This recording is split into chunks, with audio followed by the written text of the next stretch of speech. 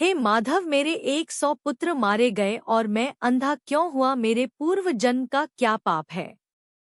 आइए मित्रों, जानते हैं इस कथा को कि धृतराष्ट्र के पूर्व जन्म के क्या पाप थे। धृतराष्ट्र अंधे थे, लेकिन जब उन्हें यह पता चला कि गांधारी को 100 संतानों को जन्म देने का आशीष है, तो अंधेपन का दुख मिट गया था। धृतराष्ट्र के 100 पुत्र और एक पुत्री हुई। कुरुक्षेत्र में उनके 100 पुत्र मारे गए थे। एक पिता के लिए इससे बड़ी दुख की बात क्या होगी कि उसे 100 पुत्रों शोक मनाना पड़ा। भगवान श्री कृष्ण ने गीता का जो संदेश दिया था उसे अर्जुन अतिरिक्त संजय और धृतराष्ट्र ने भी सुना था। उसमें भगवान श्री कृष्ण ने कहा था कि सब कुछ पूर्व निर्धारित है, सबको उनके पूर्व के कर्मों का दंड भोगना होगा। धृतराष्ट्र को वह बात स्मरण थी। दुर्योधन और दुशासन मुख्य रूप से पांडवों और द्रौपदी के दोषी थे। उनके मारे जाने को तो धृतराष्ट्र कम दंडों से जोड़ रहे थे, पर शेष पुत्रों की तो कोई भूमिका नहीं थी। वह क्यों मारे गए, यह प्रश्न धृतराष्ट्र को बहुत परेशान करता था। महाभारत युद्ध समाप्त होने पर धृतराष्ट्र ने भगवान श्री कृष्ण से पूछा, मैं अंधा पैदा हुआ, मेरे 100 पुत्र मारे गए। भगवान, मैंने ऐसा कौन सा पाप किया है जिसका यह दंड मुझे मिल रहा है? अपने अर्जुन से कहा था कि जो हो रहा है वह कर्मों का दंड है। मेरे अंधे होने और 100 पुत्रों के मारे जाने के पीछे क्या कारण है?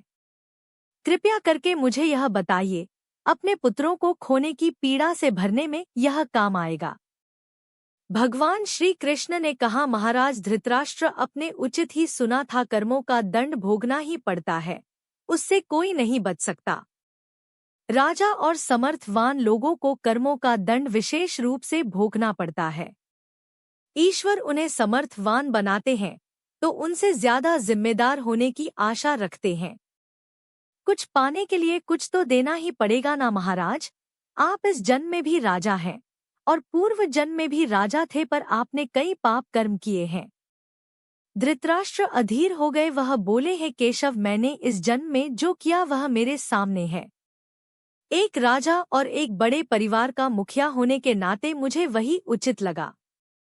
पूर्व जन्म का रहस्य जानने को उत्सुक हूँ। कृपा करके वह रहस्य खोलें कि ऐसा कौन सा पाप था कि मैं अंधा भी हुआ और 100 पुत्र भी गंवाए। भगवान श्री कृष्ण ने धृतराष्ट्र को पूर्व जन्म की याद दिलानी शुरू की।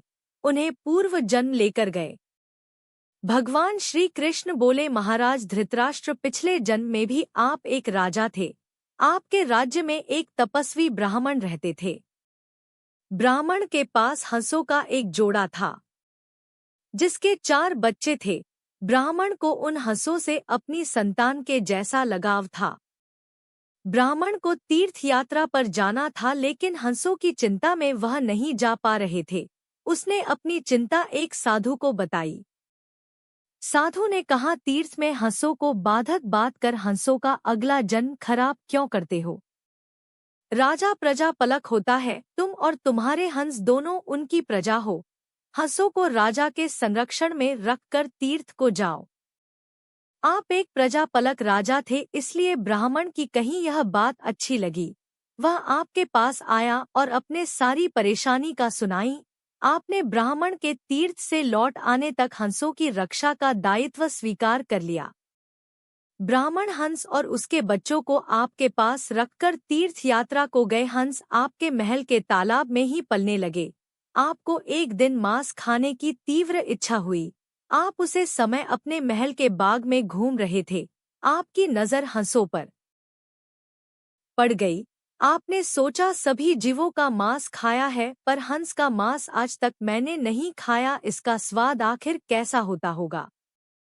आप इसी विषय पर सोचते रहे और हंस का मांस खाने की इच्छा तीव्र होती चली गई। यह इच्छा अब पराकाष्ठा पर पहुंच गई और आप खुद को रोक न पाए। आपने हंस के 2 बच्चे भून कर खा लिए। उसका स्वाद आपकी जीह्वा को लग गई। हंस के एक एक करके 100 बच्चे हुए। आप सबको खाते चले गए। अंततः हंस का संतानहीन होकर दुख में मर गया। कई साल बाद वह ब्राह्मण तीर्थ यात्रा से लौटा और आपके पास आया। उसने आपसे अपने हंसों के बारे में पूछा। हंस तो आपके लालच की बलि चढ़ चुके थे। प्रजापलक राजा यह कैसे कहता कि उसने अपने प्रजा की संपत्ति को चुपके से लूट ली। इसलिए आपने ब्राह्मण से कह दिया कि हंस बीमार होकर मर गए।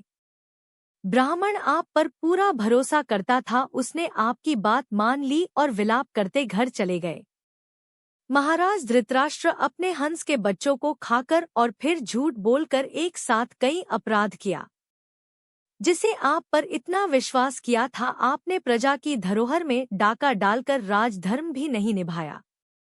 जीवहा के लालच में पड़कर हंस के 100 बच्चे भूनकर खा गए, जो आपके पास आश्रय के लिए आए थे।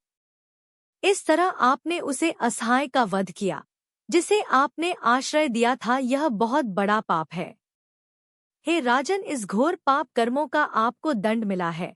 जैसे आपने जीवहा के लालच में हंस के 100 बच्चे मारे, वैसे ही आपके 100 पुत्र लालच में पड़कर मारे गए। उन सब की जीवहा भी आवश्यकता से अधिक उद्दंड थी। जिसे आप पर आंख बंद कर भरोसा किया, उसे तीर्थयात्री से आपने झूठ बोला और राजधर्म का पालन नहीं किया। कोई आंख बंद कर विश्वास करे तो उसके साथ विश्वासघात कभी नहीं करना चाहिए। विश्वासघात के कारण आप अंधे और राजकाज में सफल व्यक्ति हो गए। भगवान श्री कृष्ण ने कहा, सबसे बड़ा छल होता है विश्वासघात। आप उसी का फल भोग रहे हैं।